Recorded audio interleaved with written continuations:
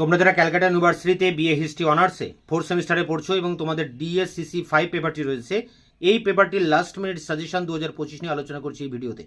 এখানে প্রথমে 20 নম্বরের প্রশ্ন বলবো, তারপরে 5 নম্বরের।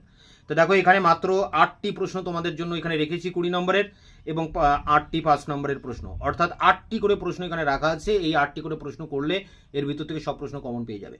আমি ইতিমধ্যে অর্ধেকেরও বেশি প্রশ্ন কিন্তু চ্যানেলে দিয়ে দিয়েছি।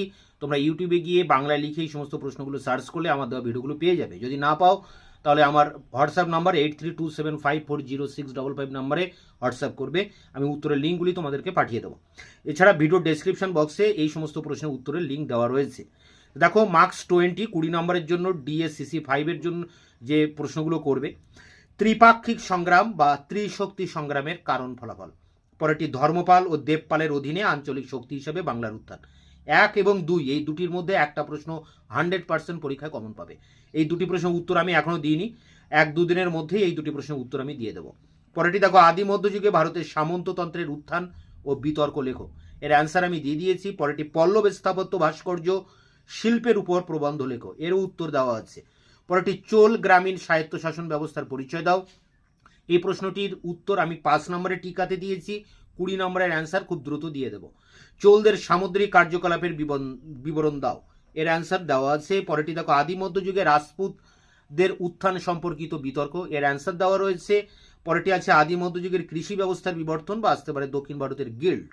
এই প্রশ্নটির উত্তর এখনো দেওয়া হয়নি, অর্থাৎ 4টি প্রশ্নের উত্তর দিয়েছি, 4টি প্রশ্নের উত্তর এখনো দেওয়া হয়নি। এই 8টি প্রশ্ন তোমরা অবশ্যই দেখবে, এর ভিতর থেকেই তোমরা সব 20 নম্বরের প্রশ্ন কমন পেয়ে যাবে।